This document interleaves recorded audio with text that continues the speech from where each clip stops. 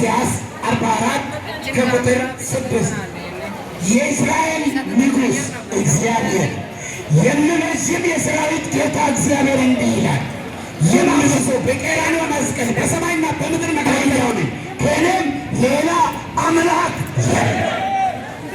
ጨረሰ። በቃ እኔ ፊት ኢየሱስ ደግሞ ፊተኛውን ራስ 22 ከቁጥር 12 ያችን ቃል ሲደግም እኔ ፊተኛው ነኝ፣ እኔ ኋለኛው ነኝ፣ እኔ አልፋ ነኝ፣ እኔ ኦሜጋ ነኝ። በእኛ ቋንቋ እኔ ሀ ነኝ፣ እኔ ፔ ነኝ። መሀል ላይ ስለ እናንተ ልጅም ሆኛለሁ፣ ባሪያም ሆኛለሁ፣ የሰው ልጅም ሆኛለሁ፣ ራብተኛም ሆኛለሁ፣ አልቃሻም ሆኛለሁ። ግን እኔ ነኝ። በማዳን አሰራሩ በኩል ልጅ ነው፣ የዳዊት ልጅ ነው፣ የአብርሃም ልጅ ነው፣ የሰው ልጅ ነው፣ የዮሴፍ ልጅ ነው። ያን አናጺ ቤት እንጀራ በልቶ እየበላ ያደገ ነው። በዘላለም ማንነቱ ግን ኃያል አምላክና የዘላለም አባት ነው። ኢየሱስን ያ የጥንቱ አምላክ ብለን ካላለን እንደው ቢሾሞላና የሰበካ ቢሾም ደጀነም አለ ከዚህ ከቦርድ እባካችሁ ያላችሁ ቦርዶችም አላችሁ።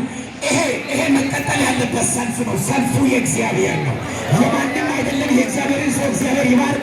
አንድ የሚገርመኝ ቃል አለ። አንደኛ ዮሐንስ 5 ከቁጥር 20 ከቁጥር 20 የእግዚአብሔር ልጅ እንደመጣ እውነተኛ የሆነውን እናውቅ ዘንድ ልቦናችን እንደሰጠን እናውቃለንና እውነተኛ በሆነው በእርሱ አለንና አለን። እርሱም ልጁ ኢየሱስ ክርስቶስ ነው። እርሱ እውነተኛ አምላክ። አንድ እውነተኛ አምላክ ከሆነ ሌላ ሁሉ ምን ይሆናል? አንድ እውነተኛ እርሱም እውነተኛ አምላክና የዘላለም ሕይወት ነው።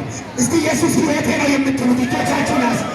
እውነተኛ አምላክ ኢየሱስ ልጁ ኢየሱስ ክርስቶስ ነው።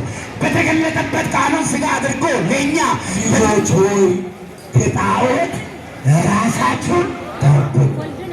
ኢየሱስ አብ ነው፣ አምላክ ነው፣ አንድ ነው።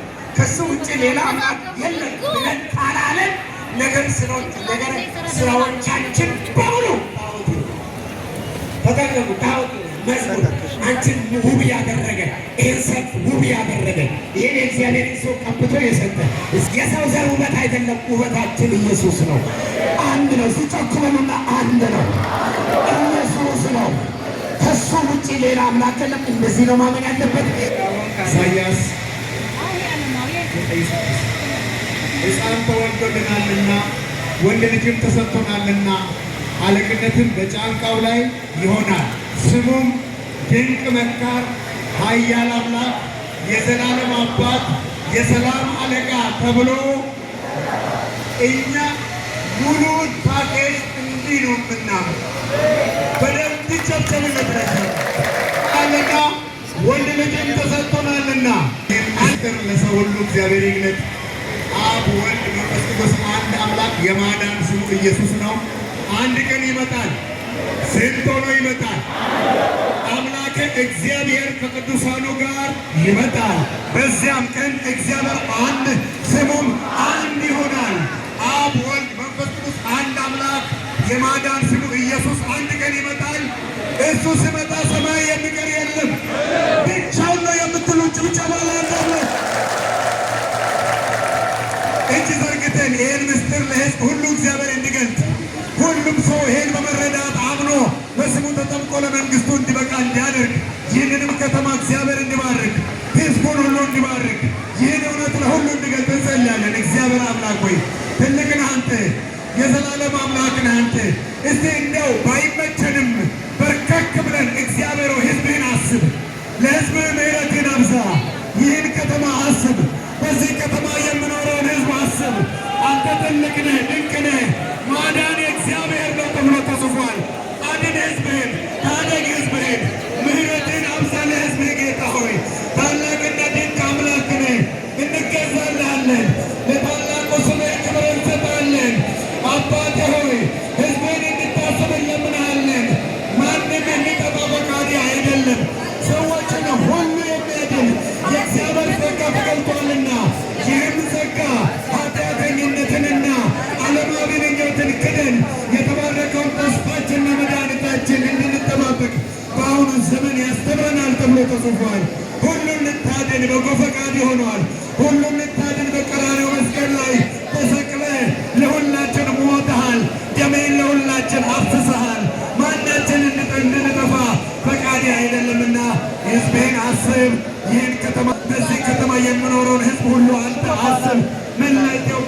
አስብ፣ መላውን ዓለም አስብ።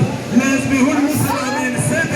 ሰው ሁሉ እውነት ተገልጦለት ለአንተ መንግሥት እንዲበቃ ፈቃድ ይሁን። ስለ ሰማኸን ተመስገን። በኢየሱስ ክርስቶስ ስም ይሁን፣ አሜን። እንቆማለን። እግዚአብሔር ይባርካችሁ። ሊሰገድለትን ይገባዋል። በደንብ ይጨብጨብለት። በደንብ እየዘመርን እንሄዳለን። እዚህ አካባቢም ያላችሁ ዛሬን ጨምሮ እስከ እሁድ ድረስ መስቀል አደባባይ ሚሊኒየም አደባባይ ኮንፍራንስ አለን።